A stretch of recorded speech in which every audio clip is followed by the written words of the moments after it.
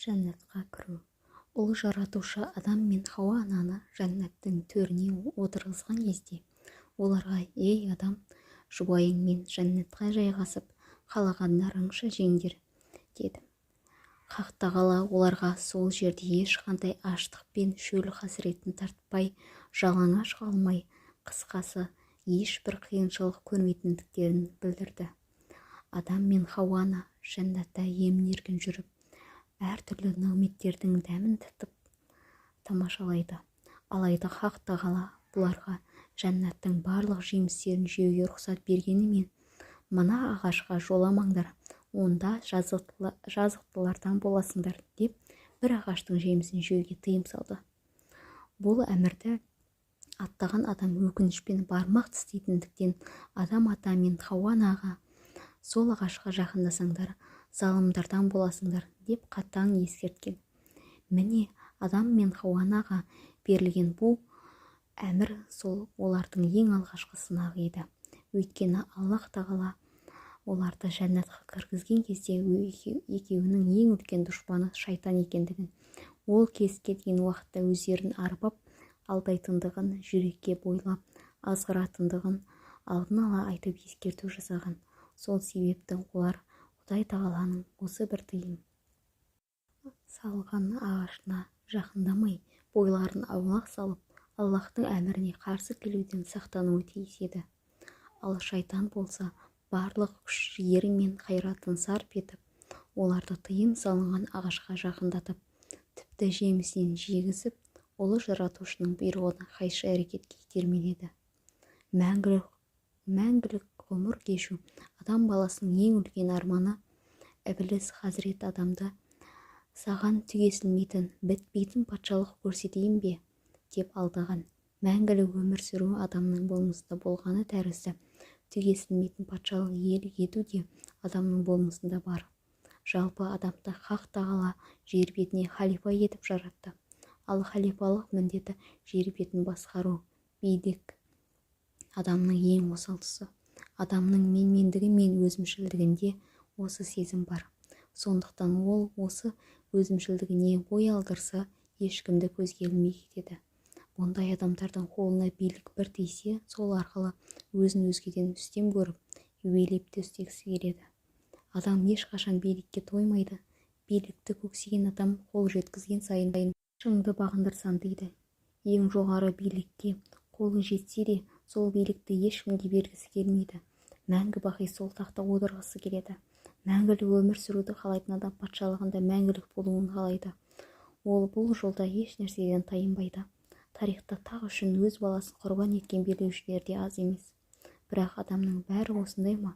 Әлбетте олай емес. Адамға билікке құштарлық Аллах тағаланы таныту жолында пайдалану үшін берілген. Адамның бойында менмендік бар. Ол сол өзімшілдікті ұлы жаратушы үшін құрбан етіп шалуы тиіс. Сонда ғана жұмыр басты пенде тәкаппарлықтан аяғады. Міне Хазірет адам осы билік дейтін алапат күштің қатерлі сәтінен аман қала алмайды. Ол шамасы халифалық міндетті мәңгілік атқарғысы келген. Іблис оның осы осал тұсын ұстайды. Негізінде оның да бойында осындай сезім бар. Ол әуелі адам жаратылмай тұрғанда саналы жандардың ішінен жалғыз өзі қара үзіп шығып, асқан тақуа атанып, періштеліктің жоғары шыңына жеткен. Ол осы лауазымның бәріне нәпсілік үстемдікпен қараған. Менде ғана болса деген өзімшілдікті Хазірет адамның өзінен жоғары тұруын қаламады.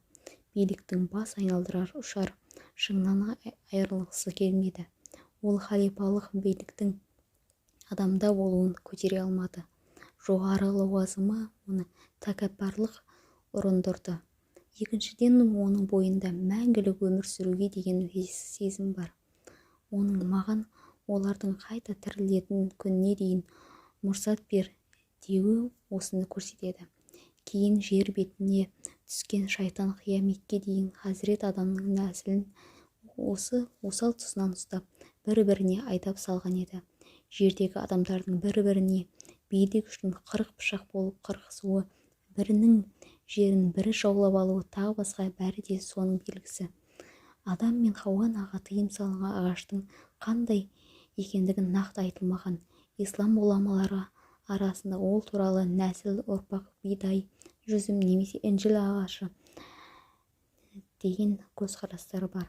Десе де нақтысын білмейміз. Өйткені Аллах тағала ол ағаштың есімін бізге нақты айтпаған.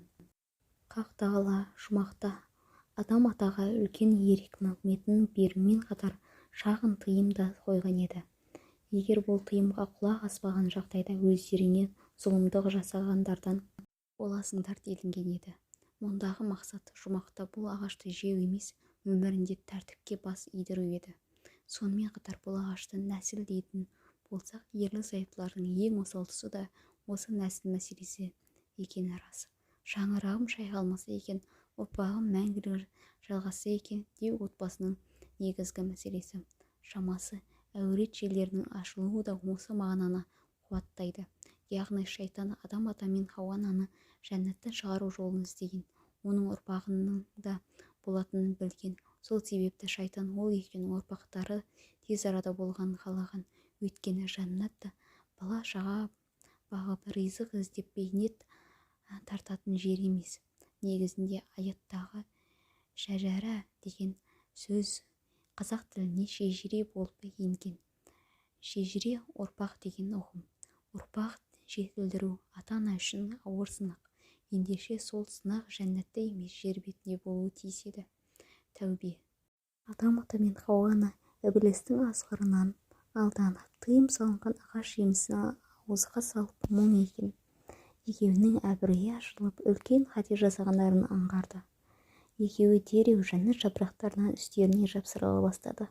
Хазіреті Адам мен Хауа ана шайтанның ант екеніне алданып, оның өздеріне деген дұшпандығын және сол жолды неден болса да тайынбайтынын естен шығарып алды.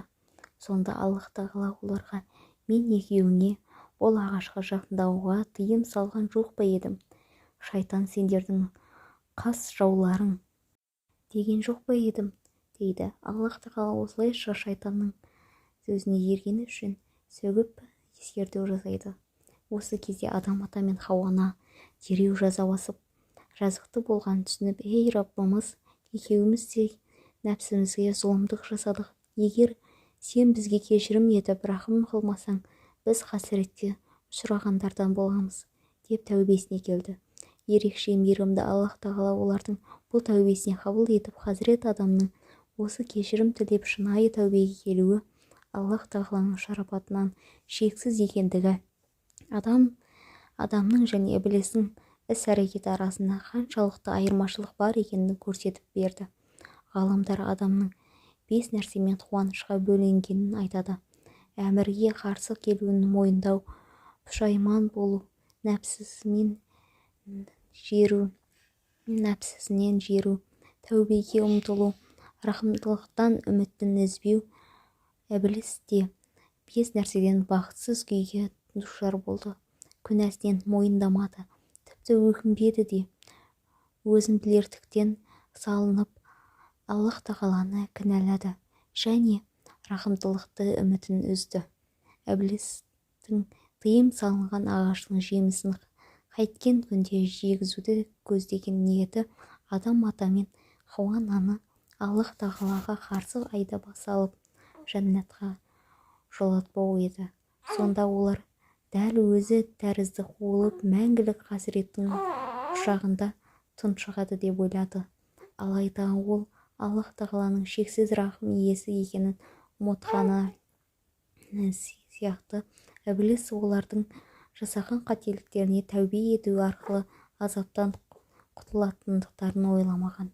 Негізінде ол тәубе ететіндерді білгенде адамдарға жақындамайтын еді. Оның мақсаты адамдарды күнәға сүйреу арқылы жүректеріндегі иманын жою. Бірақ олар шынайы тәубе етіп жасаған күнәларын жуып шайған заматта шайтан оңбай жеңілді. Әрі ашуға ерік беріп, қасарысқан үстіне қасарысып, кескілесіп, жау болуға ант ішті.